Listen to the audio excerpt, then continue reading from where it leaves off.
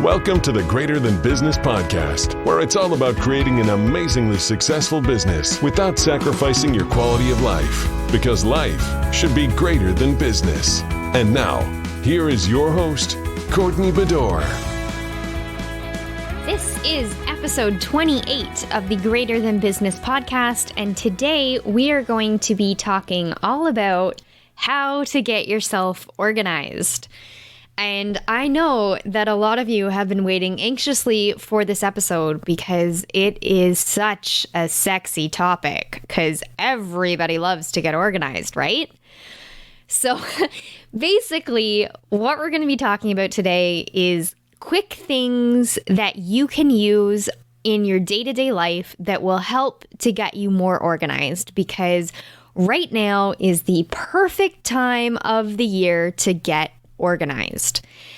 And a lot of people always want to start fresh at the beginning of a new year. And this is one of those moments where I have to agree. And I always feel like it is so satisfying to go into a new year with a clean slate. So I know that this episode is coming out a little bit late because pretty much the new year is tomorrow if you are listening to this the day that it drops. But if you are not listening to this, you are on the day that we release this podcast, I want you to know that everything that I'm saying in this episode is still relevant.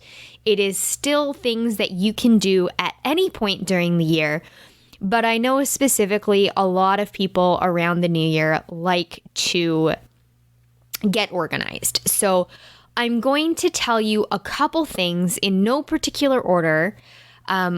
Basically just things that I find help with getting organized and staying organized, and things that will boost your overall productivity in your business. So first things first, you have to get control of your digital files and also your paper files. If you're still using paper and you're like me, I have a huge love of paper. It is so bad, but I have to have everything printed out. And when I print it out, I will organize it. I actually have a binding system that I use where I actually have a full out like old school binder where I can, and sorry, I don't mean like a binder, like a 3-ring binder. I mean like it punches holes and will bind it into a book for me. So anytime I print something, I'm basically creating a little pamphlet and booklet. And inside my office, I have shelves that are all organized based on topics. So I've got one for like list building. If I come across articles that are important for list building, I will print those off. I will go through, I will read, I will highlight, I'll take notes, and I basically store them all on this shelf labeled list building so that I know that if I am looking for tips on list building or new strategies that maybe I haven't implemented yet, I will go to that shelf and I will be able to pull out anything that I want. And I know that everything there I've already gone through for the most part, and I know that it's basically kind of an endless resource for me. But I also know that sometimes things get outdated, sometimes things need to be purged, and sometimes things are no longer relevant. So this is the time of year where I will sit down, go through all my files, and you'll be surprised that you may find something in your files that you forgot about that you could make a piece of content around or other things like that. So it also provides you a little bit of inspiration heading into the new year as well, because I know a lot of you are probably going to be planning content for the year and all of that other fun stuff. So if you can go through and purge your paper files and your digital files, get rid of things on your computer that are no longer serving you. So if you've got old programs, applications, those kind of things that you have not touched. Another thing that I did not have on my note that I just thought of is go through your subscription services too, and make sure that you're not subscribed to things that you're not using. So that's more of a financial topic that kind of falls under, but I want to make sure that you go through and really get yourself organized. And if I'm being completely honest, also being organized in your money and finances is another big, huge topic. But obviously that's not what we're talking about today. But if you go through and look at all of your subscriptions, see what's still relevant, see what you still want to be receiving. And if there's things in there that you think you can purge as well, then probably now would be a good time to look after that as well. So on your computer, you probably have thousands of digital files that once you download something, you just kind of forget about them. They get lost in the abyss of your computer until you start getting those crazy notifications that you're nearing the limit and doomsday is approaching because you will not have space on your computer here shortly. So by making sure that you're going through and deleting all of the files that you don't need, things that aren't relevant anymore, purging your downloads and all of that stuff, that is essential for this time of year. And if you can get yourself in the habit of doing it monthly, then it won't be such a daunting task. And it's a good routine to develop if you can. But obviously, other things will prioritize that. So if you have the ability, I would highly suggest it. But if not, no worries. You can always just do it once a year or whenever you find is best for your schedule. So speaking of schedules, that is the next topic that I want to touch on. So have a schedule. That is a huge, huge thing that people need to do when they are getting themselves organized in their business and their life is you have to have a schedule. And what I mean by schedule is not like using a calendar. I mean, have a day-to-day schedule. So you know that during certain times of the day, you are doing certain tasks. So back a couple episodes ago, I believe it was episode 26. Yes, episode 26. I was talking all about turning off the day-to-day clutter. And I mentioned there that if you have a productive time during your day, that you can basically set up to do all of the main tasks that you want to do. And that's usually where I would do my big 3 task. And if you block that off during your day, that is your productive hours. Those are your basically non-negotiable hours where you sit down and you work. And around that time, you can also build out other aspects of your day into your schedule. So what I do is I have a morning routine, and then I have a workday startup routine, and then I have my productive hours, and then I have my workday shutdown routine, and then I have my end of day routine. So each of my days goes like that without a doubt. I will actually provide a link to this in the show notes where you can actually see what my calendar looks like. I'm probably just going to post a picture of what my schedule is on a day-to-day basis so you guys can really get a look at how I structure my days. But having a schedule for each day is detrimental to your business. And that is one of the main things that you can do to get and keep yourself organized. And remember that just because you have a schedule doesn't mean that life won't get in the way. There's going to be times where you have your schedule and you try to stick to it as best you can, but maybe the doctor calls and you have to run to an appointment in the middle of the day. And that's usually when you would be shutting down your workday or whatever it is.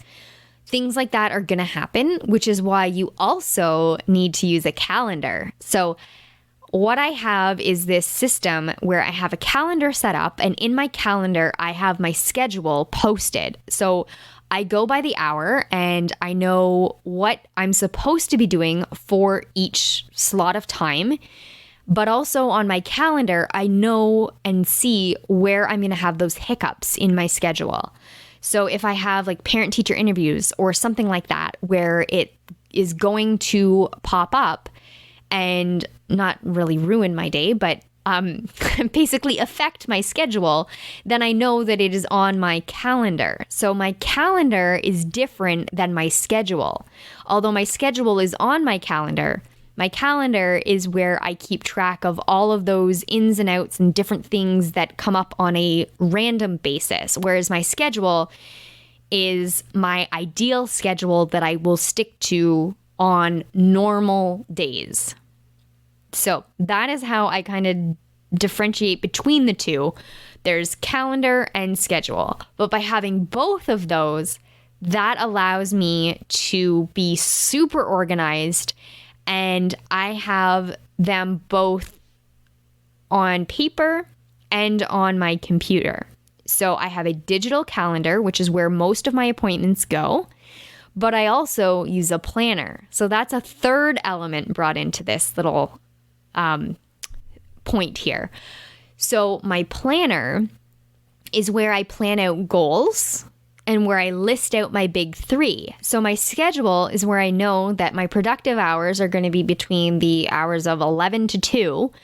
And then I know that my planner is where I'm going to be able to see what I'm supposed to be doing during those times. So my planner is strictly paper, but it also has a calendar in it. So if I have an appointment that's going to come up, I write it in my planner, but I also record it in my digital calendar so that I'm on top of everything. And I make sure that I know that, like, say we do have parent-teacher interviews at 11 o'clock in the morning on a Monday. And I know that usually on Mondays, my schedule says that I should be doing my big three at 11 o'clock. And if I look at my planner, I will see that my big three tasks that day are huge, daunting tasks that I definitely need to get done, but they are going to take a lot of time. So what I will do is then just kind of move my schedule around a little bit in my planner and on my computer so that I make sure that everything lines up and that it does still make sense for me. And usually when I do this, I do it on a Sunday night and kind of look at my calendar, look at my schedule, look at my goals for the week, and align everything as needed. And I do that on Sundays because Sundays are the day where I don't have anything else going on, and then I know that I can start my Monday off on the right page and be super organized and super clear, and I'm less likely to forget things because I've refreshed everything in my mind. So using a calendar with a schedule and a planner, and the planner, as I said, is mostly for goals and tasks that are driving my business forward. That is what I use my planner for. But using all three of those together will keep you super, super organized. Now, you don't have to have a paper version and a digital version. As I said before, I am a huge fan of paper, and nothing motivates me more like writing down goals and tasks and all of that other stuff. So I am a huge advocate of paper planners. I love them. They are phenomenal. And I also guess I should add into this as well my task management system that I use as well. So I use a program called ClickUp. If you are not familiar with it, I will link it in the show notes. But ClickUp it allows me to just basically make sure that in my planner, I'm looking after all of the little steps that I need to do. So I have a digital, and this is strictly digital, but it's a digital task management system so that I know that each part of a project is getting looked after, even if I don't write down every little step in my planner. I will keep it all on my ClickUp app. So hopefully that didn't overwhelm you too much, but you will find a system that will work for you. If you have any questions, as always, you can reach me at flow@flowautomationinc.com, and I will be happy to run through the method to my madness, as I always say. But I have found what works good for me, what keeps me organized, and I'm hoping that you can find whatever works for you and be able to use that to keep yourself organized heading into the new year. So the next thing that I want to talk about is cleaning your workspace. So if you have a home office, I know for me, usually after the holidays and actually usually after every weekend, my office kind of becomes the dumping zone of we don't want it in the main living space, so we just will throw it in my office to deal with it later. So currently, right now, I have boxes of clothing sitting in my office, which have to be dispersed to my son's baseball team. But right now, we don't want them in our main landing place in our house, which is our front foyer, and we don't want them in our living room. So where do they end up? In my office. And that is just something that happens in our life where we just, my office kind of becomes the drop zone where we want things to go away and we don't want to deal with them right now, but we'll deal with them later. But for now, they just kind of get thrown in my office. And because of that, my office can start to get a little bit cluttered and disorganized. And if I walk into my office and it's cluttered and disorganized, guess what type of a day I'm going to have? It is going to be cluttered and disorganized. So I have to encourage you to make sure that you clean your workspace on a daily basis, or at least do a deep clean as much as you possibly can, where you can make sure that things all have a place in your office and only things that belong in your office have space in your office. So for me, I know that these boxes of clothes are just temporary. They're sitting in the middle of my floor right now. They're not really impeding anything other than I have to look at them. But it's something like that where I know that it's temporary, so it doesn't bother me. But yet if there was, I don't know, toys in here that my kids left from the other day when they were playing, that would drive me bonkers. So things like that, I have made sure that everything in my office has a space. Everything in my office belongs in my office, other than the things that are sitting on my floor that are temporary. And everything that is in my office gives me a good feeling, I guess is the best way to put it. So I've made sure that I've surrounded myself with things that keep my spirits high, keep me relaxed. Keep me warm is another big thing because I hate to be cold when I'm working. So basically design your workspace so that it allows you to work at your maximum capacity and allows your productivity level to be super, super high. And the best way that I can tell you to do that is to keep your workspace clean, keep it tidy, but also keep it cozy. Keep yourself surrounded with things that make you feel good. And that will definitely help you keep yourself organized. And then also make sure that everything in your office has a space. I know I said that a couple minutes ago, but make sure that if you get like something in the mail, you know exactly where it would go the moment that you get it. So you can put it away when you get it and you don't have this little pile of random stuff that can start accumulating that doesn't have a home. So you want to make sure that you're always making your office as clean and cozy as possible so that you can actually get your stuff done. Okay, now the next thing that I want to talk about in order to get yourself organized is decluttering your devices. So I know I talked about this a little bit earlier with the purging your digital files, but what I mean by decluttering your devices is go through all of the apps on your phone and make sure that they're still relevant. Make sure there's still things that you use. And if you don't use them, just delete them. You can always get them back. I know for myself, I work off of Apple products. So if I decide that I want an app back, I can easily just go get it back. It's saved in this little cloud thingy and all my information will still be there. But if I don't want it on my phone at that moment, then I delete it. And I also work off of a couple different iPads as well. So I have an iPad strictly for personal use where I don't have any work programs on it. And that's the purpose of it. It's the device that if I want to take it somewhere with the kids and not be bothered with Slack notifications or emails, I take that device with me so that I don't have to worry about dealing with and seeing all of those notifications. And then I also have another iPad, which is specifically for work. So I can access my email, I can see Slack conversations, I've got access to all the programs that I need, all the services that I pay for. I've got websites bookmarked on it that take me to courses that I purchased. All of those things are all on my work iPad. So I've made a very conscious decision to have 2 devices, but I know the purpose for each device. And I also keep them decluttered and purposeful all the time. So that allows me to be organized, not only in my working, because on my work iPad, I also don't have games and other things like that can distract me when I'm working. But yet I know that my fun iPad for personal use has Netflix on it and Disney Plus and all of those other fun things that I can just kind of veg out and not have to worry about work and get into my decompression mode after I am done working. And I try and keep all of my devices as clean as possible.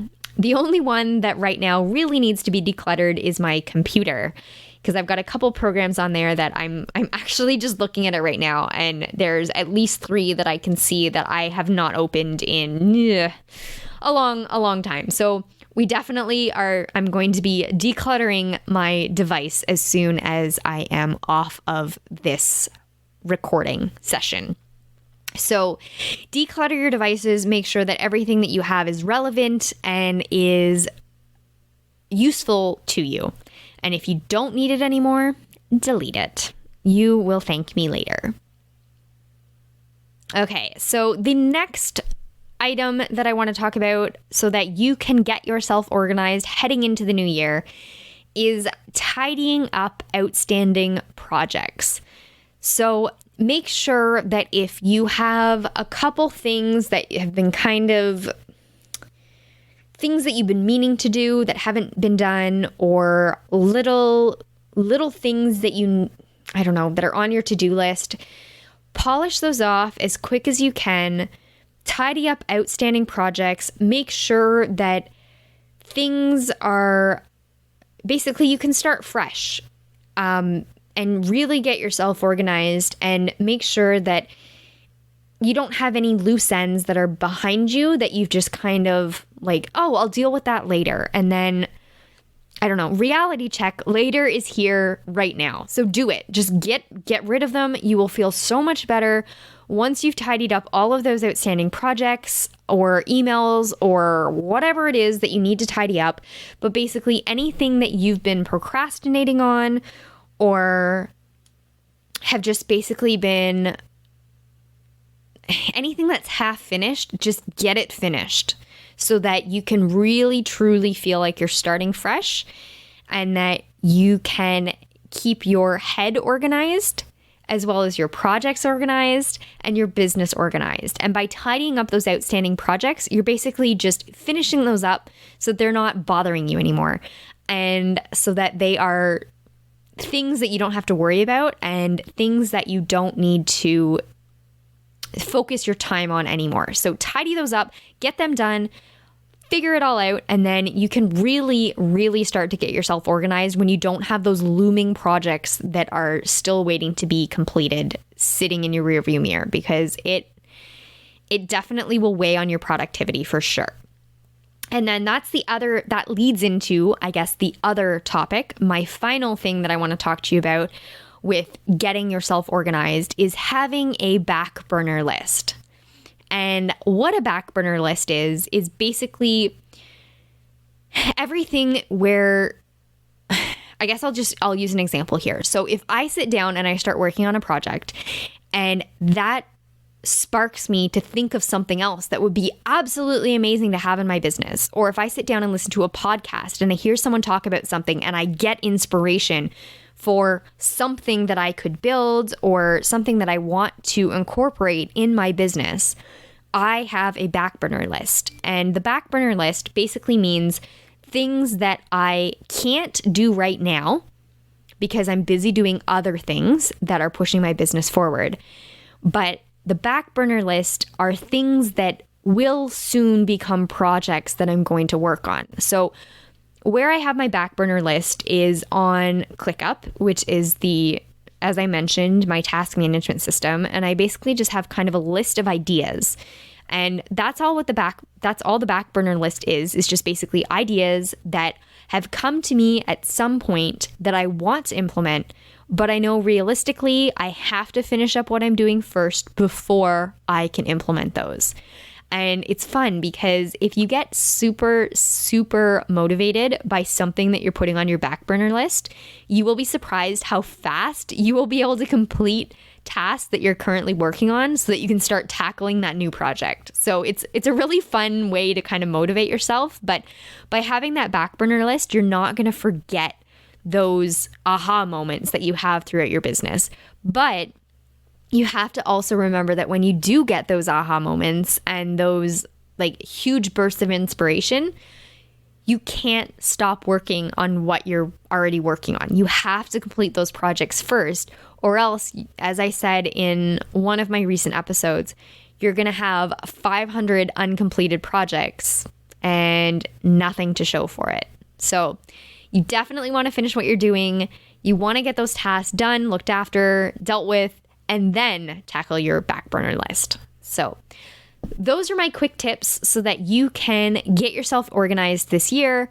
And honestly, there is no better time than right now to start getting yourself organized. And I hope that you have enjoyed this episode. As always, if you want to check out the show notes, you can go to greaterthanbusiness.com/028. And everything that I've mentioned in this episode will be available for you there. And I can't wait to talk to you next week, where we are going to be talking about planning for success. So that one's going to be fun, and I can't wait to chat with you soon. Thanks for listening to the Greater Than Business podcast at www.greaterthanbusiness.com.